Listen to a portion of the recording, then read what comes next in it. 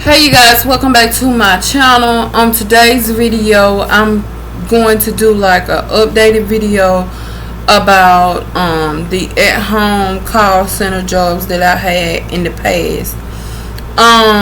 So I got a lot of questions about the jobs I used to work for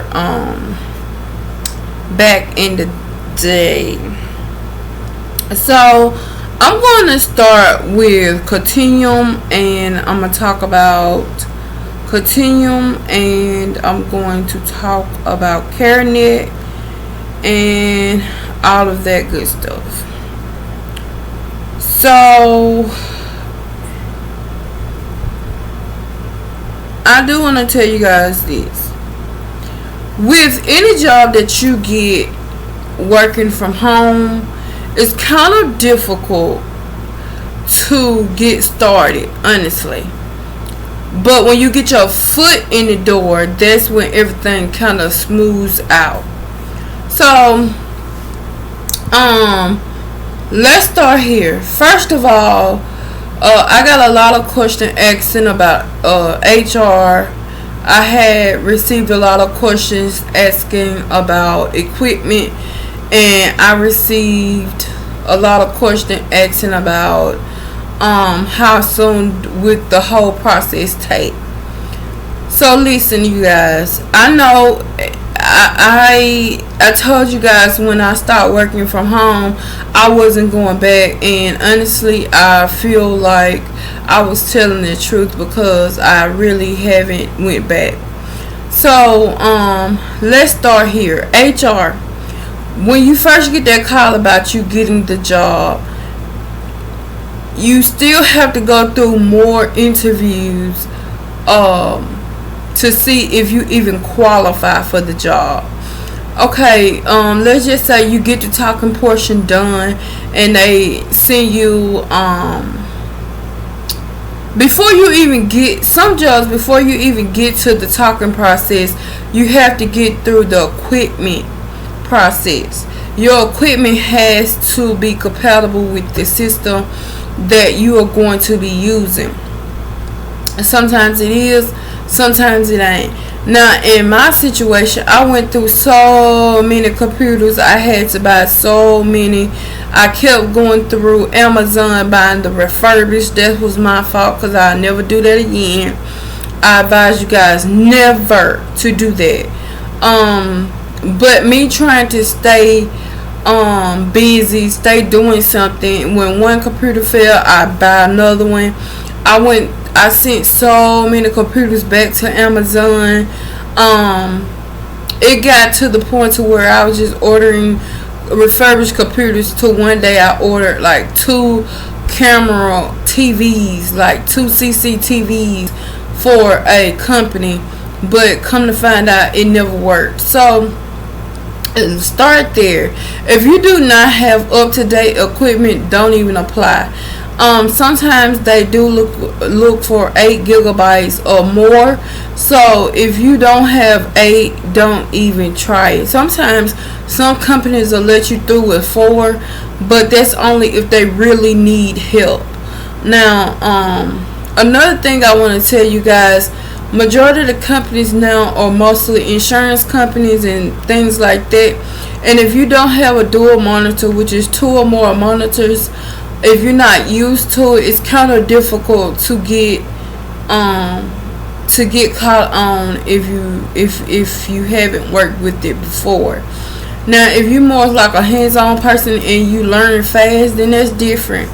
But if it takes you a minute to catch on and you don't think you're gonna get through it through training, then when you get on them phone calls, it's no different. You're gonna have to be on your P's and Q's. So just be mindful of that. Another question was about HR. Now when it comes to the hiring process, like I said, equipment is going to take majority of your time, and it's going to cut some of your time. So if your equipment is not compatible, more than likely they won't hire you. Another thing I would have to say, one person was waiting on her equipment or something like that, and she had an interview and they gave her interview time, and they didn't what I was finna say, they didn't call her anything. That happened to me one time, or maybe multiple times, but with different companies. I just send them an email, the person that emailed me about the appointment, and if that doesn't work, then just keep the email you sent, and you did all you could do. So it's really not on you, it's up to them. Sometimes they do have like a phone number at the bottom of the screen where you could, the bottom of the email, where you could call the people. But if that doesn't work, then the only other option you have is just to wait it out. Cause sometimes they can send you an appointment time, but sometimes like if they get like so many people in one day, sometimes they wait to 2 or 3 days later and call more people up for other appointment slots. It just depends. Another thing I want to mention is when they send you a link to go in and set your appointment time for an interview, please do so. Because if you wait around till like 3 or 4 o'clock in the afternoon, once they done sent you that interview slot email out, then more than likely you won't get an interview. And sometimes it's hard to like get one the next day or the day after. Sometimes you have to wait till the following week. And sometimes all of the jobs that they had open are closed. So just be mindful about that. Another thing I want to tell you guys is just be patient, because you have to understand when it comes to HR, you have to go through like a recruiter, and these recruiters are people who sometimes are new themselves and they really haven't learned like the recruitment process and all of that stuff. So just be patient with them and don't be so rude and mean to them. Another thing I would want to mention, when you sign up for these big old companies, let's say like Continuum and everything like that, you have to understand you're going through a temp agency or a third person or middleman, let's just say that. And when you go through this middleman, you have to be careful, because sometimes that middleman will put you in different campaigns. Like I was telling some young lady that hit me up, it just depends on your campaign. Sometimes you have Hulu, Netflix, Amazon. Sometimes you might have Verizon, Straight Talk. It just depends on what campaign they put you in. The qualifications for each campaign is different. So just be mindful of that. I know a lot of the campaigns usually ask for you to be like flexible with your timing.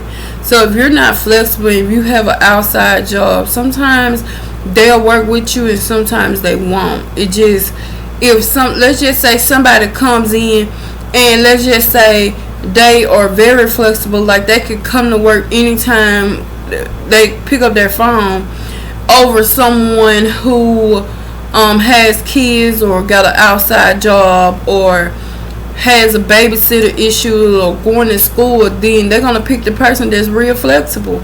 So you just have to be mindful of that. Another thing, it comes to equipment. Let's go back to equipment. Some campaigns will send you equipment, some won't. But they all, to me, the ones that I done had, they either send you a headset or they won't. Sometimes it's best to get your own headset, because if that headset tears up that they send you, then you're either going to have to pay for a new one or you're just going to have to buy you one.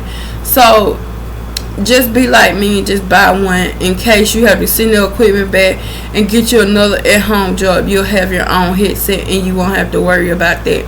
Sometimes when you cannot, sometimes company, they ask you, can you get a headset? If you can't, sometimes they won't hire you. That's just the way it is. Especially, please don't get a Bluetooth headset. If it can't be plugged up all times, don't get it. Okay. Let's see what else. A lot of people were asking me. A lot of people was asking me about the training. the training. So when it comes to training,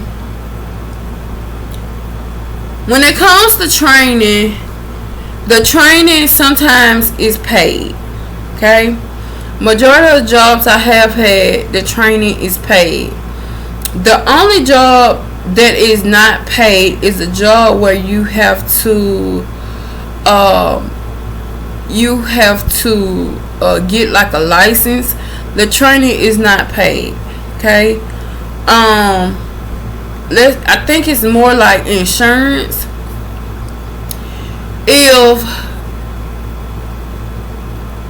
If you go through that training, they're going to pay for you to get your license. That's the reason why they don't pay for you to get trained. So when you get through with all the training, you get your license, blah blah blah, then that's when they give you like a incentive for doing that. You going through that, you don't get paid. They're just on the insurance side. Another person, I think it was a Rise, and it's another one, I can't think of it right now, but if you're going through something like that, they don't pay for you to get trained. You have to pay them for the training, and then for the classes and all of that. So that's you could work, it's like working for yourself. So yeah. Another thing somebody asked me about is the welcome package. They do send out welcome packets. The reason why I said they're not really physically welcome packets, because it's like everything working from home is done through email. So if you're not the type of person who do more communication through email than text messages or phone, then a working at home job is not for you, because they will text you and then they will email you, but they will more than email you to they can't email you no more. Okay, so you have to get used to that. After the whole interview process and all of that stuff, you will no longer get a phone call. You will majority get emails or sometimes even text messages, but the phone calls hardly ever. I know for a fact when I was working for a company, the only way I get a phone call is if it's from my trainer, or I have to call just because I'm not coming in that day. So you have to be mindful of things like that. So with the welcome package, you will get a welcome package. It's not physically sent to you. It's like it's not physically sent to you, but it is, because you can print it out. But like I said, it depends on the campaign. Everything that I'm saying depends on the campaign. Depends on the campaign and how they run their the person runs theirs, whoever they're working for. So what else? Girl, I'm tired.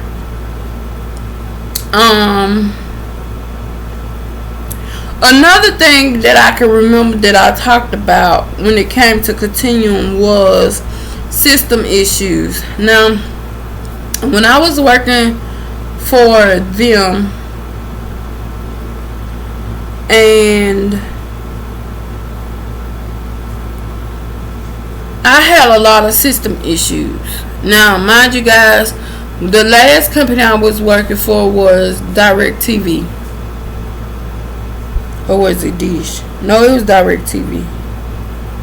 Or was it Dish? I can't remember which one it was. But either way, I think I gave you guys a story time how they was trying to make me pay for their equipment. But the thing is, I had a lot of system issues, and it got to the point to where they started telling me that if I keep having system issues and all of that stuff, just send them the equipment back, and they was gonna have to let me go. But only because they couldn't keep sending out. They couldn't keep sending out They couldn't keep sending out equipment, which I get it. But at the same time, if your stuff don't work, then I mean, what you want me to do? I'm not understanding. So yeah. But anywho, I think I done answered every question that I had, because when I did that Continuum stuff, I put out an interview. No, not an interview, girl. Who you think you is? I put out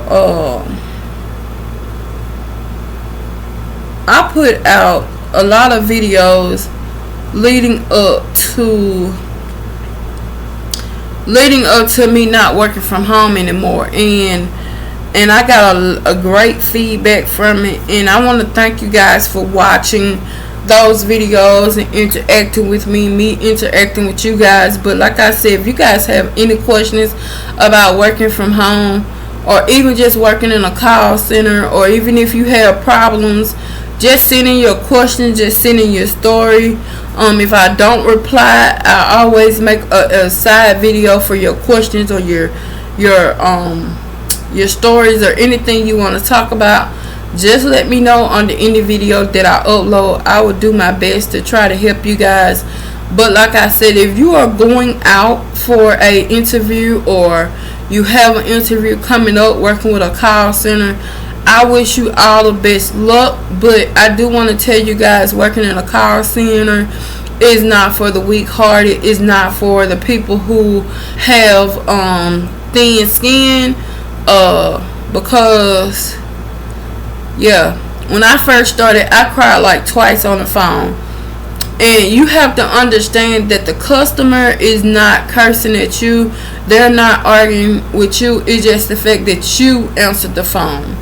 That's the only issue it is. You pick up the phone and you the one that took their phone call. So you have to understand, at that point in time, you no longer represent yourself. You represent the company. So if they're mad at you, just know that it's not you they're mad at personally. It's the company business. You get what I'm saying? So just be about your money and be about helping people, and don't argue back with the customer. Don't overtalk the customer. Just listen to what they have to say, and I promise you will catch on. Not everybody learns the same. So if you ever get a trainer or a coach or anything that tries to rush you through learning things and all that stuff, like, let them know upfront, hey, it take me 2 or 3 days to catch on to what I'm doing. And some might be less because some of the calls are repetitive, but just know you'll catch on. It's not one of those jobs where you catch on quick. And you also, if this is your very first time working in customer service, you sure won't catch on quick. You'll have a lot of issues, and just take it one call at a time, one day at a time. You get what I'm saying? Don't rush through it. And just remember, you got this. If you don't, there's always somebody that'll help you. If it ain't, hey, just let it be known. I have this problem, but no one here's to help me. Can you help me? Because majority of the jobs I have, they have had where you go into like a chat room, ask questions, and they'll tell you how to fix the issue.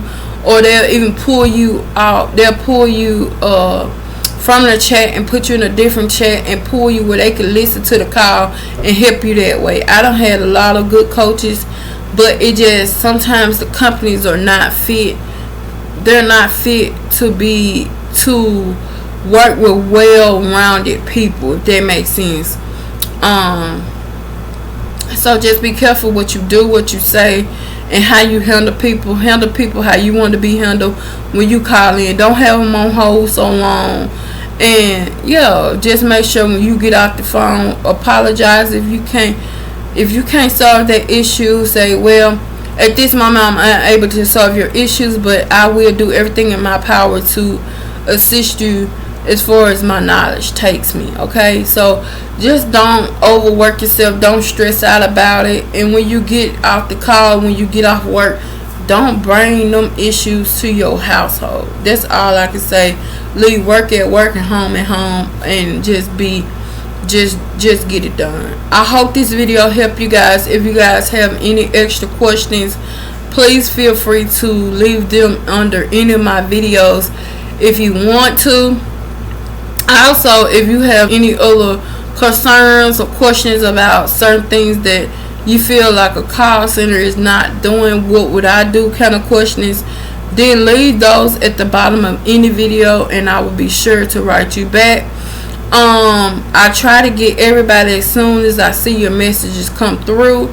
I done started letting the message come back to my phone now, so sometimes I might be at work and you might just get a whole comment with abbreviations, and I'm totally sorry about that.